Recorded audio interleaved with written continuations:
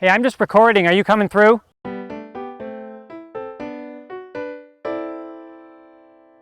Hey guys, it's Phil from smilinggardener.com. If you haven't picked up my free online organic gardening course, you can do that right on the homepage of smilinggardener.com. Today we're talking about organic composting and we're going to be making some compost together. The reason I love compost so much is what it does for my garden. It's kind of behind these trees here, and that is to bring in fertility and organic matter and beneficial microorganisms and insects and a whole host of benefits to the garden. Now we're doing organic composting today, and all that really means to me is that we're using organic materials, no genetically modified materials. We're not going to spike it with any chemicals. We're not going to use manure from animals that receive a whole lot of antibiotics and hormones and things like that. We're going to try to keep it clean. In terms of materials you don't want to use, I have a few around here.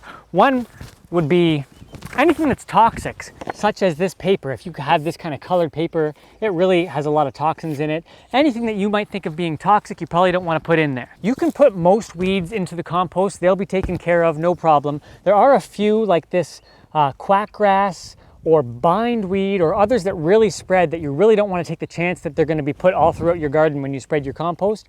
Leave them out, put other weeds in. Some people are pretty nervous about using dog or cat manure. Personally, I have no problem with using a bit of it. I'm not going to get into more detail on that today. It is kind of a controversial topic, but I have no problem with a tiny amount of that stuff in there. Likewise, you can use your own human manure and urine in a compost pile. They're great nutritionally.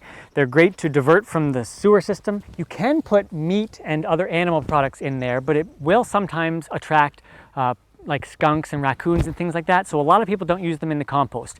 If you think that you're going to attract, even just with your food scraps, rats or skunks, raccoons, things like that, what you're going to want to do is build a bin that doesn't let them in. Let's get into talking about some ingredients we can use. Now you may have heard compost ingredients be discussed as greens versus browns, and that doesn't really refer to the color of them necessarily, although sometimes it does.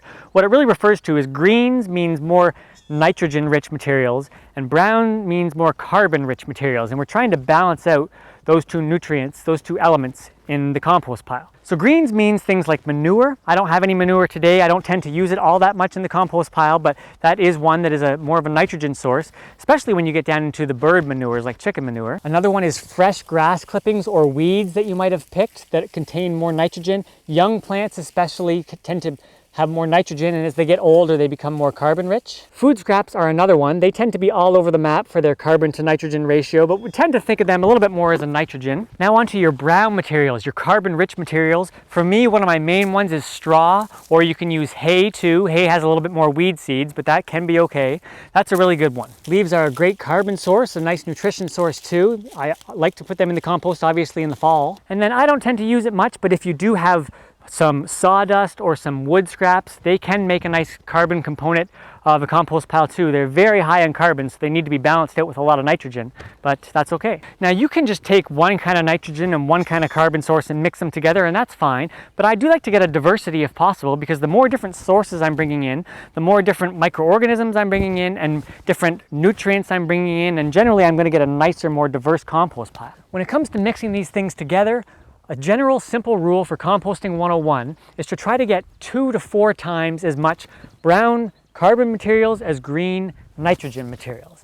And so really that just keeps it simple. You can get a lot more technical and mathematical about it, but that's an easy way to go about it. Let's get into how to make organic compost, and we'll get into my bin here. You can see I've made it out of pallets because that's the free and very easy way to do it. I just tie them together with a little bit of rope. You don't even need a bin, it just keeps things a little bit tidier. In terms of size, this is about the minimum I would go with, which is about 3 feet by 3 feet by 3 feet tall. And then I go up to a size of about 5 feet by 5 feet by 5 feet. I've actually been leaning a little more to larger sizes recently because it helps to get the pile hotter. What happens if the pile is too small, if it's much smaller than 3 by 3 by 3, it's not going to be able to heat up enough, and heating up is what allows the composting process to happen, and it also kills weed seeds and pathogens. So we want to get some heat going in there. On the other hand, if your pile gets too big, then there's not enough air getting into the middle, and we want air to be all throughout the pile because we're trying to make aerobic compost, because we're trying to get aerobic air-breathing microorganisms. The way to make sure that you have enough air in the pile and that the pile stays nice and hot and that all of the materials get into the middle of the pile is to turn the pile. So that's what I'm going to do right now.